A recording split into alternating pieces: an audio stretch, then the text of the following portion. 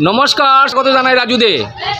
চেঙ্কুরি রোডের এমন একটি এলপি স্কুলে আসলাম, যে স্কুলটার নাম হচ্ছে কবিরগ্রাম এলপি স্কুল। এটা কবিরগ্রাম বলা হয় এই চেঙ্কুরি রোডে।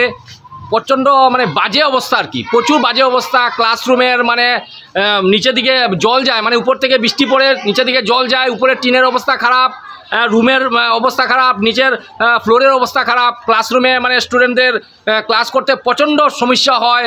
অনেক সময় নিচে বসতে হয়, কাদা হয়ে যায় ক্লাসরুমের ভিতরে। তাছাড়া জলের সমস্যাও কিছু আছে। তো সেই সমস্যা নিয়ে ওনারা কিছু বক্তব্য রেখেছেন, গার্জিয়ানরা বক্তব্য রেখেছেন, হেডমাস্টার বক্তব্য রেখেছেন, প্লাস মেম্বার, আমাদের সঙ্গে মেম্বার আছে, উনিও বক্তব্য রেখেছেন। এই স্কুলের প্রচণ্ড অবস্থা, যদি এই স্কুলে যদি এই অবস্থাটা দূর না হয় তাহলে ভবিষ্যতে আরও সমস্যার সৃষ্টি হবে। তাই ওনারা বলতে চাইছেন। কি বলতে চাইছেন আপনারা প্রশাসনের কাছে বা সরকারের কাছে বলেন?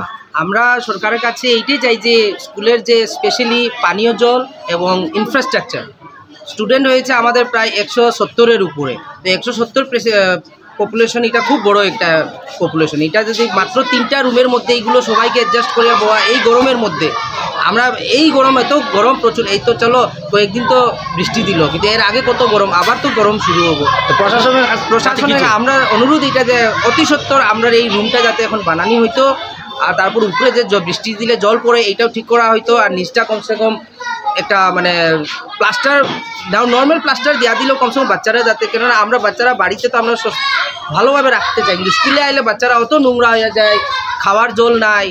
এটা যে আমরা পিএইচিকে গত মাসে আমরা দিয়েছিলাম, গত মাসে না এর আগের মাসে দেওয়ার পরেও কিন্তু এখনও কোনো অ্যাকশন নেইনি। আমরা এখানে ইঞ্জিনিয়ারের সঙ্গে কথা বলে আসলাম। পিএইচি এই জলের ব্যবস্থা কোনো ধরনের অ্যাকশন নয়, অ্যাকশন নিছে না, কোনো অ্যাকশন নাই।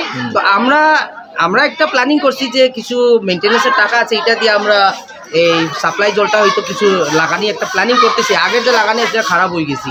তবে স্কুলের নাম আছে 919 কবিরগ্রাম এলপি স্কুল।